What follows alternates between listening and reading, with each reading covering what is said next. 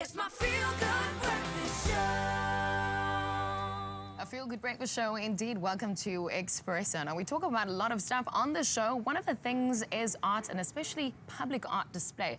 Now, we brought the story to you as a South African sculpture went out to create what's called Perceiving Freedom, a sculpture that was taken from a pair of oversized glasses on the Atlantic seaboard here in the Sea Point Promenade. And there's been a lot of talk around it as these sunglasses point towards Robben Island and has now gotten a few more art. So art on art. It's been spray painted.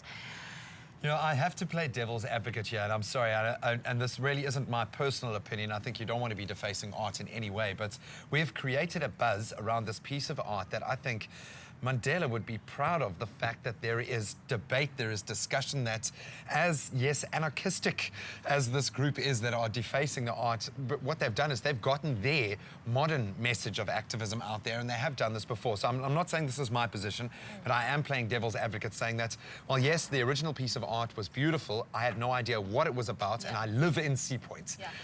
So it's great for the artist. He gets the fame. He gets, his art can now be sold for 200,000 Rand more in his gallery, and that's great. But in terms of the, you know, the modern day activism, I think it's important that we look at both sides and we don't just say, okay, it's complete vandalism. But exactly. Well, I mean, just to contextualize, on Monday night, the artwork, or rather the street artists known as Tokolo Stencils, and I hope I'm pronouncing that correctly, they spray painted "We Broke Your Hearts" on the glasses, or all of the glass part, and then they also spray painted "Remember Marikana" and the famous image of the man in the green blanket, and then they added myopic art stenciled in red along the sunglasses arms. So I know that we're talking about art on art, but at the end of the day, like when you take something that's not necessarily yours or was not, you did not create it, and you spray paint over it, I think regardless of the message that you're trying to get over, it wasn't yours to begin with.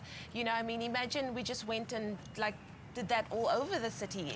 I think at some point you need to kind of draw the line somewhere, excuse the pun. Yeah, I hear you. I think a lot of people are speaking out about public art, and I think that's what we want. We want people to speak out about public art if it is in public. Earlier, a friend of mine would mention things like, is this pollution, you know, in terms of putting a public display out there and expecting people to say nothing. In fact, the creator of the original artwork, which is the oversized glasses that are on the promenade, Michael, he said he calls the incident a criminal act, whereas other artists online, when I also put a post up there, says it's art on art. I just feel if that was the Mona Lisa, what would we have done? Exactly. Can you spray paint all over it? I don't know. But this is also where it takes a different turn when the Tokolo Stencils themselves said that, and they said, we intervene in white supremacist corporatist art. That's a whole different message altogether that has nothing now to do with perceiving freedom. Oh, well, everyone has an opinion about it. Perhaps you have one too, and you're welcome to do so on our Expresso Facebook page. Of course, that's where you find us on SABC3.